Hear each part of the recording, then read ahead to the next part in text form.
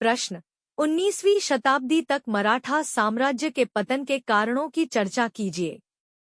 250 शब्द। उत्तर। हल करने का दृष्टिकोण। मराठा साम्राज्य का संक्षिप्त परिचय देकर अपने उत्तर की शुरुआत कीजिए। उनके पतन के कारणों की विवेचना कीजिए। तदनुसार निष्कर्ष लिखिए। परिचय। मराठा साम्राज्य 17वीं शताब्दी के अंत से 19वीं शताब्दी के मध्य तक भारत में एक प्रमुख शक्ति था।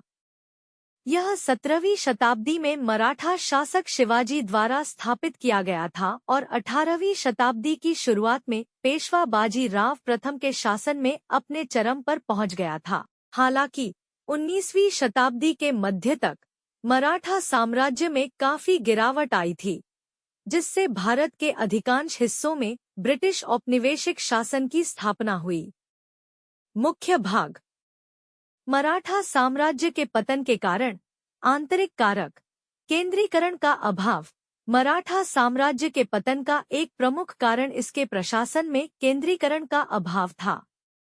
मराठा शासकों ने अपने अधिकांश अधिकार स्थानीय नेताओं को सौंप दिए, जो अक्सर स्वतंत्र रूप से और अपने हित में काम करते थे। इससे साम्राज्य के भीतर सामंजस्य की कमी हुई और क्षेत्रीय गुटों का उदय हुआ, जिन्हें नियंत्रित करना मुश्किल था। कमजोर नेतृत्व। मराठा साम्राज्य भी कमजोर नेतृत्व से त्रस्त था, क्योंकि इसके कई शासक अपने क्षेत्रों को प्रभावी ढंग से प्रबंधित करने या अपने अधिकार को लागू करने में असमर्थ थे। शिवाजी और बाजीराव प्रथम जैसे मजबूत शासकों की मृत्यु और बाद में सक्षम नेतृत्व की कमी ने साम्राज्य के पतन में योगदान दिया। आंतरिक विवाद। मराठा साम्राज्य स्वतंत्र राज्यों के एक संघ से बना था, जिसमें प्रत्येक संघ का अपना शासक था।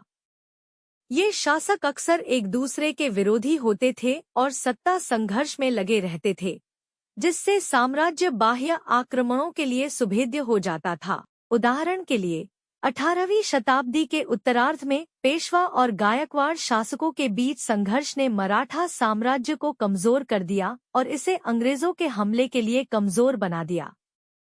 प्रौद्योगिक प्रगति का अभाव और खराब युद्ध रणनीति। मराठा साम्राज्य में ब्रिटिश ईस्ट इंडिया कंपनी की तुलना में प्रौद्योगिक प्रगति का अभाव था, जिसकी पहुंच बेहतर हथियारों तक थी और अधिक प्रभावी सैन्य रणनीति का इस्तेमाल करती थी। इन कारकों ने अंग्रेजों के खिलाफ लड़ाई में मराठा साम्राज्य की पराजय में भूमिका निभाई। आर्थिक अस्थिरता। मराठा साम्राज्य को कृषि और व्यापार से घटते राजस्व और सैन्य खर्चों में वृद्धि के साथ महत्वपूर्ण आर्थिक अस्थिरता का सामना करना पड़ा। यह आंशिक रूप से आंतरिक गुटों और क्षेत्रीय शक्तियों के उदय के कारण निरंतर युद्ध और अस्थिरता के कारण था। आर्थिक अस्थिरता ने मराठा शासकों के लिए अपनी सैन्य शक्ति को बनाए रखना मुश्किल बना दिया, जिससे उनके राजनीतिक प्रभाव में गिरावट आई। बाह्य कारक। ब्रिटिश औपनिवेशिक शक्ति का उदय। ब्रिटिश ईस्ट इंडिया कंपनी, जिसे 1600 में भारत में स्थापित किया गया था, ने धीरे धीरे व्यापार और सैन्य विस्तार के माध्यम से भारतीय उपमहाद्वीप के अधिकांश हिस्से पर नियंत्रण कर लिया। मराठा साम्राज्य ब्रिटिश औपनिवेशिक शासन का विरोध करने वाली अंतिम प्रमुख भारतीय शक्तियों में से एक था, लेकिन इसके पतन ने अंग्रेजों के लिए नियंत्रण प्राप्त करना आसान बना दिया। तृतीय आंग्ल मराठा युद्ध 1817 से 1818 ने मराठा प्रतिरोध के अंत और अधिकांश भारत पर ब्रिटिश औपनिवेशिक शासन की शुरुआत को चिह्नित किया। मुगल साम्राज्य का पतन। मराठा साम्राज्य भी मुगल साम्राज्य के पतन से प्रभावित था, जो सदियों से भारत में प्रमुख शक्ति था। मुगल साम्राज्य के पतन के कारण मराठों जैसी क्षेत्रीय शक्तियों का उदय हुआ, लेकिन इसने उपमहाद्वीप में व्याप्त अस्थिरता और परस्पर फूट में भी योगदान दिया। मराठा साम्राज्य मुगलों द्वारा निर्वातित शक्ति क्षेत्र की पूर्ति में असमर्थ था और धीरे धीरे ब्रिटिश औपनिवेशिक शक्ति के उदय से पतन की ओर अग्रसर हो गया। निष्कर्ष। मराठा साम्राज्य का पतन आंतरिक और बाह्य कारकों के संयोजन का परिणाम था। 19वीं शताब्दी तक केंद्रीय सत्ता का अभाव, कमजोर नेतृत्व और आर्थिक अस्थिरता, ब्रिटिश औपनिवेशिक शक्ति के उदय तथा मुगल साम्राज्य का पतन मराठा साम्राज्य के पतन के कारण थे।